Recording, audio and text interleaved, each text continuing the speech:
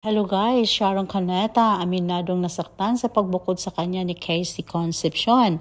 Sa interview ng Saving Grace, kasama dito sina Janice De Villain, Jolia Montes, and Sharon Cuneta, and many more, ay inamin or aminadong nasaktan sa pagbukod sa kanya ni Casey Concepcion, ang inang si Sharon Cuneta, dahil nag-decide na si Casey Concepcion na bibili ng kondo at bubukod na siya sa kanyang ina.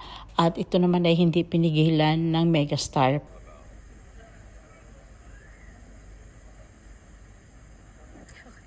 It's not about possession. It's about mutual respect between you and your kids. It's about a very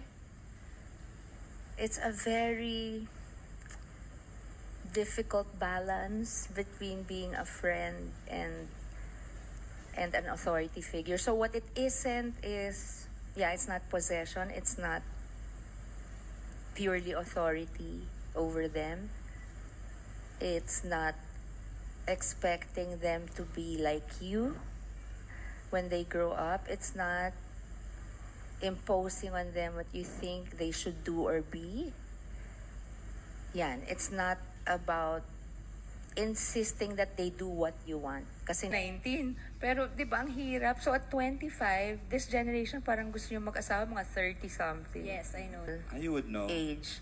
Kasama ikaw nagpalaki. So makikita mo yung kung kaya na ba o hindi. Like Miel, maybe 20, pero no, she's not ready. Baby pa namin yan. When Casey left home, she was kaka-18 lang niya. Parang naintindihan ko naman kasi, di ba, kahit sa Amerika, 18, feeling ko nasa Pilipinas tayo, di ba pwedeng hanggang mga 88 na siya, nandito lang siya sa akin. Di ba, kahit mag-asawa, kung pwede, dito na lang, gagawan ko sila ng apartment. So, parang when that happened, pinakita pa niya sa amin yung condo na gusto niyang bilhin. Ako naman, sige, she has to start. Parang she has to start somewhere. So, when she graduated from college, sinabi ko na, when we get home, I'm handing over to you buong-buo lahat ng kinita mo, walang bawas kahit piso. So sabi niya, no, ma'am ko, no, you have to learn.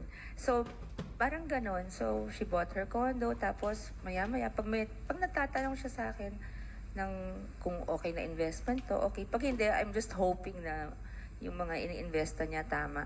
Pero at that time, she already spent 4 years kasi abroad in college. So, natuto na siyang maging independent. Yung maglinis ng bahay, magluto. So, medyo meron na siyang, equipped na siya na ng konti. So, napakasakit, pero hindi mo pwedeng pigilan Pwede lang makiusap na baka naman pwedeng wag muna. Like, nung after Casey nga na maagang bumukod, ito naman si Frankie at Miel talaga lagi kong sinasabi, wag muna ha, yung kung mag-aasawa kayo, pwede ka usapin namin. Dito na lang kayo. Di kami nangingela. Parang gano'n kung pwede lang kasama. Parang si Janice, gusto mo patience, understanding, and I love my kids very much. I'm crazy about my kids, but I'm also sensitive. So, kasi parang yung mga pinakamamahal mo pag medyo minasabi o nagawang nakakasakit. Pero I'm blessed. Yeah, my kids I have great kids. Sarap sabihin ng isang... So I may jump up and down when I hear something, but I will never ever judge you. I will love you unconditionally. But you lie to me. I don't like lying. That's the one thing I cannot stand. But I don't demand what I cannot give So I'm straight with you. Please be straight with me, respectfully. But you respect me, I respect you. Don't play games with me. Ganun lang. But they can tell me anything, same as Janice. Busy nga kami. So parang, ang hirap talaga pala. Kasi may roles na talagang, ako when I had to be both mom and dad to Casey, nasa akin siya So parang, ang hirap talaga pala. Kasi may roles na talagang dapat sa ama, may roles na talagang dapat sa ina. So ang hirap talaga na mag-isa.